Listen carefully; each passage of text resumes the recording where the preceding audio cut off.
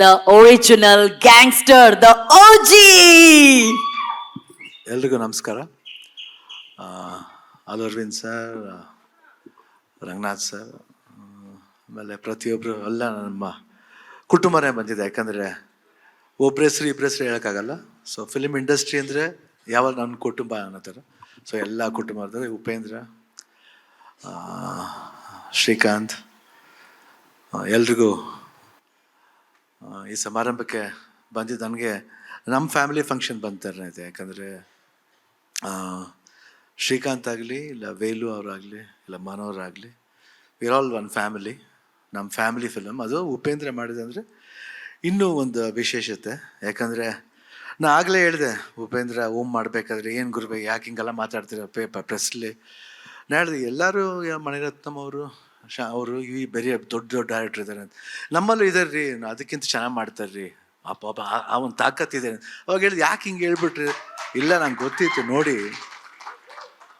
ಖಂಡಿತ ನೋಡಿ ಈ ಪಿಕ್ಚರ್ ಏನೋ ಒಂದು ಓಮ್ ಮಾಡುತ್ತೆ ಅಂತ ಅವಾಗ ಹೇಳಿದೆ. ನಂಗೆ ಗೊತ್ತಿತ್ತು ಅವರು ವರ್ಕ್ ಮಾಡೋಷ್ಟು ಹೇಳ್ಬೋದು. ಯಾಕಂದರೆ ಓಮ್ ಅಂತ, ಓಮ್ಗಿಂತ ಮುಂದೆ ಉಶ್ ಅಂತ ಒಂದು ಪಿಕ್ಚರ್ ಮಾಡಿದ್ದಾರೆ. ಹೌದಣ್ಣ, ಅದು ಸಾಧಾರಣ ಸಿನಿಮಾ ಅಲ್ಲ. ಅವ್ರು ಮಾಡಿದ ತರಲೆ ನನ್ನ ಮಗ ಇರ್ಬೋದು ಯಾವ್ದು, ಬಿಕಾಸ್ ಓಮ್ ದೊಡ್ಡದಾಯಿತು ಅನ್ನೋದಕ್ಕೆ ನಾವು ಮಾತಾಡ್ತೀವಿ ಅಷ್ಟೇ. ಬಟ್ ತರಲೆ ನನ್ನ ಮಗನೂ ತುಂಬ ಚೆನ್ನಾಗಿತ್ತು. ನಾನು ಅದೊಂದು 20 ಸತಿ ನೋಡಿದ್ದೆ. ನಾನು ಎಷ್ಟು ಸಿನಿಮಾ ಇರ್ಬೋದು. ನಾನು ಅದಕ್ಕೆ ಪ್ರಿವ್ಯೂಗೂ ಬಂದಿದ್ದೆ.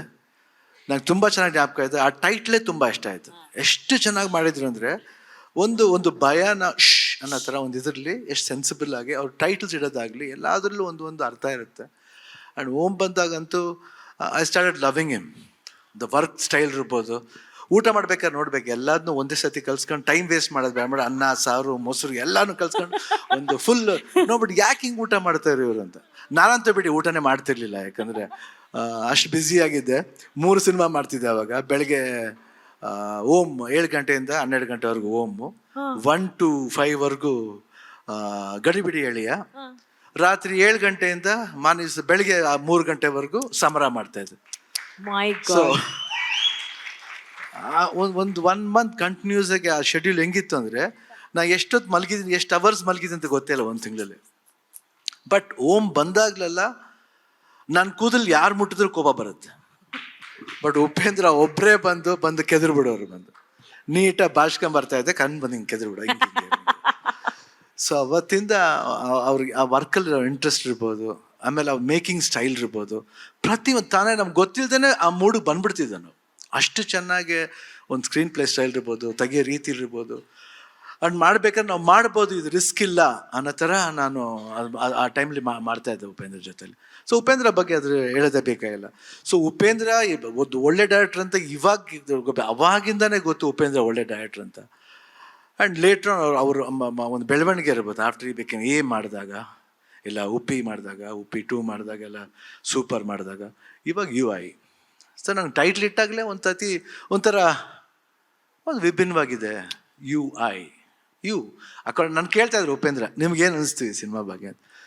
ಇಲ್ಲ ಭಾಳ ವಿಷಯಗಳಿದೆ, ಯಾಕಂದ್ರೆ ವರ್ಲ್ಡ್ ತೋರಿಸ್ತಾ ಇದ್ದೀರಾ. ಯು ಅಂದರೆ ವರ್ಲ್ಡ್, ನೀವು ನೋಡೋ ನಾನು ಅಂದರೆ ನನ್ನ ಕಣ್ಣು. I am seeing the world through you.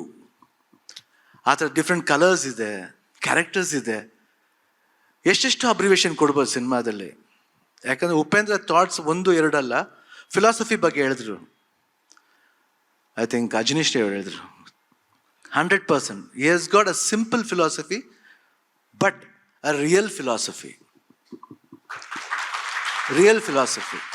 ನಾನೇನು ಉಪೇಂದ್ರ ನಾವು ಹೊಗಳಲೇಬೇಕು ಅಂತಲ್ಲ. ಯಾಕಂದ್ರೆ ಉಪೇಂದ್ರ ಬಗ್ಗೆ ನಂಗೆ ಗೊತ್ತು. ನನ್ನ ಕಣ್ಣು ಚೆನ್ನಾಗಿದೆ ಅಂತ ತೋರಿಸ್ಕೊಟ್ಟಿದ್ದೆ ಅವರು. ಶಿವಣ್ಣ ನಿಮ್ಮ ಕಣ್ಣನ್ನ ಲವ್ ಮಾಡ್ತಾ ಇದ್ದೀನಿ, ಅದೆಲ್ಲ ಮೋಟಿವೇಶನ್. ಯಾರೋ ಒಬ್ರು ಹಿಂಗೆ ಹೇಳಿದಾಗ ಎಸ್ ನಂಗೆ ಕಣ್ಣು ಅಷ್ಟು ಚೆನ್ನಾಗಿದೆಯಾ, ಓ ಮೈ god, am I looking so good with my eyes? Okay, fine. Attitude ಇರಬೇಕು, ಪಾಸಿಟಿವ್ ಆಗಿರ್ಬೇಕು, ನೆಗೆಟಿವ್ ಆಗಿರಬಾರ್ದು. ಇದೆಲ್ಲ ಉಪೇಂದ್ರ ಎಷ್ಟು ಗೊತ್ತಿಲ್ಲ. ಉಪೇಂದ್ರ ಅದೆಲ್ಲ ಯಾವತ್ತೂ ಅಷ್ಟು ಜಾಸ್ತಿ ಮಾತಾಡಲ್ಲ. ಬಟ್ ಉಪೇಂದ್ರ ಹತ್ರ ಮಾತಾಡ್ಬೇಕಾದ್ರೆ ಎಷ್ಟೆಷ್ಟೋ ಇಂಟ್ರೆಸ್ಟಿಂಗ್ ಥಿಂಗ್ಸ್ ಹೇಳ್ತಾರೆ. ಭಾಳ ಒರಿಜಿನಾಲಿಟಿ ಇದೆ ಅವ್ರ ಹತ್ರ. ಆಮೇಲೆ ಅವ್ರು ಇದು ಅಷ್ಟೇ, ಯಾವುದು ಪ್ರಜಾಕಿ ಅಂತ ಒಂದು ಪಾರ್ಟಿ ಮಾಡ್ತಾರೆ. ನಾವು ಸಿಂಪಲಾಗಿ ಹೇಳ್ಬೇಕಂದ್ರೆ ನಾವು ಗೀತಾ ಎಲೆಕ್ಷನ್ಸ್ ಹೇಳ್ಬೇಕಾದ್ರೆ ಒಂದು ಸತಿ ಬಂದಿದ್ರು ನಮ್ಮ ಜೊತೆಲಿ. ಗಾಡೀಲಿ ಹೋಗ್ಬೇಕಾದ್ರೆ ಸುಮ್ಮನೆ ಮಾತಾಡ್ತಿದ್ದೋ.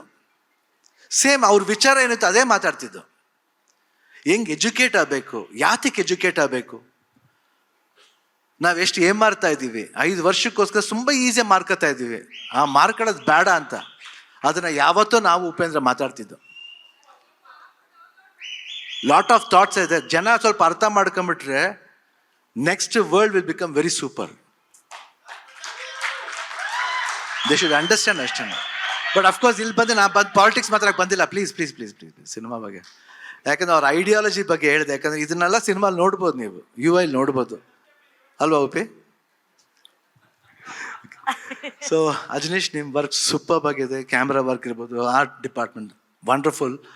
ಆ್ಯಂಡ್ ಅಫ್ಕೋರ್ಸ್ ಮನೋಹರ್ ಅವರೇ, ನೀವು ಧೈರ್ಯ ಮಾಡಿ ನಂಬಿ ಮಾಡಿದಕ್ಕೆ 100% ಅಲ್ಲು ಅರವಿಂದ ಹೇಳ್ಬಿಟ್ರು ತೆಲುಗಲ್ಲಿ ಮಾಡೋಣ, ಜೋರ ಮಾಡೋ ರಿಲೀಸ್.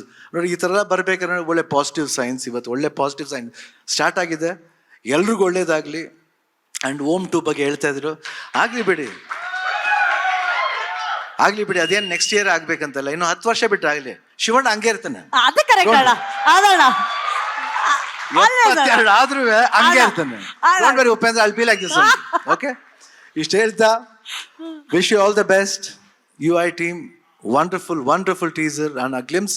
ಇಷ್ಟು ದಿನ ವೆಯ್ಟ್ ಮಾಡಿದ್ಕೂ it was mind blowing. Already heart ಒಳಗಡೆ ಹೋಯ್ತು, ನಿಮ್ಮೆಲ್ಲರೂ ಹಾರ್ಟ್ ಒಳಗಡೆ ಹೋಗುತ್ತೆ.